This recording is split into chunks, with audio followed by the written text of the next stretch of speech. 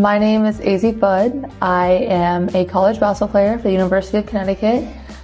And yeah, I'm also a national champ. All right, so just kind of going back into your basketball journey from the beginning, why did you get into basketball and what kept you driven over the years? Yeah, so I started playing basketball because my parents were coaches. They played and coached, and I was the kind of kid that never wanted to try something new, so they kind of forced me to start playing. And then once I did, I fell in love with it. I wasn't very good at first. I just loved my teammates and my friends. And then over time, I started to realize, develop my love for the game and actually playing, and everything that came with it. But so I think my parents and my family, my brothers, my teammates are all reasons that kept me motivated and kept me playing and excited and loving the game. So kind of take me through last season, the whole experience. What are any memorable moments that you have, and then ultimately winning the championship? What was that like? Yeah. Last season was a lot of fun. It was super hard, super difficult. I mean, the end results were incredible, but we definitely had some bumps along the road. Not everything was like rainbows and sunshine.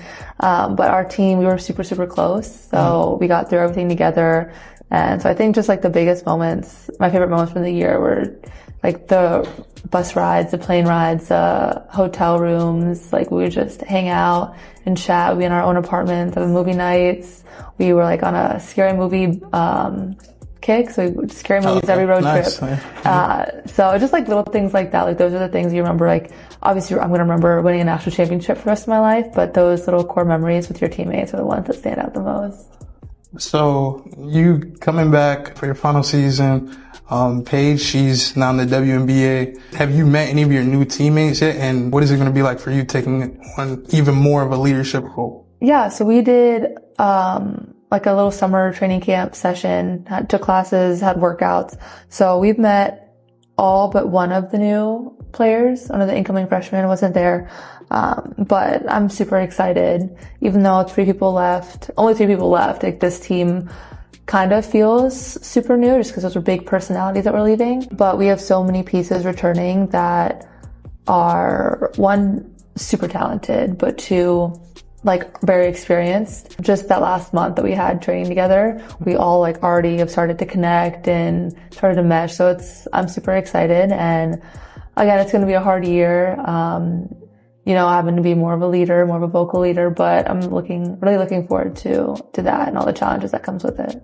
Cool. So I'm a fellow person. I grew up in the DMV. I hooped, but not on your level. How did the DMV hooping here, growing up here, influence your play style, the way you play? Yeah, I 100% think that, growing up in the DMV, it's some of the best basketball competition in the country, if not the best. So I think growing up, having that, as just like my baseline for AAU, growing up around this competition, playing against that growing up, and then being here in high school, playing in the WCAC, I think is one of the best leagues. Like every year they've got so many, not just D1, but college athletes come out of it, not just for basketball, but for so many other sports as well. So to grow up with that kind of competition and, it kind of just raised my expectation. Like every night there was no off night, which is the same thing I'm dealing with now at UConn. There's no off night.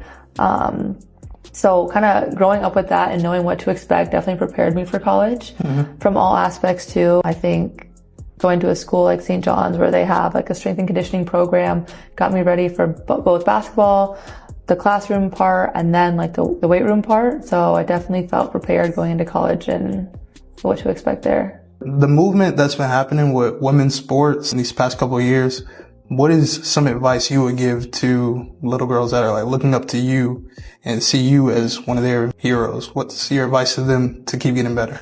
I guess just like a couple little things, like have fun, be yourself, and know that like who you are is enough. So like don't let anyone tell you can't do something, because you can. Prove them wrong. And don't compare yourself to others. Whether it's sport related, like social related, but don't compare yourself to others, and put that extra work in to the little things are what makes you better. If you could steal one move from any player ever to add to your game, like it's perfect, like you perfected that move, whose move would you steal?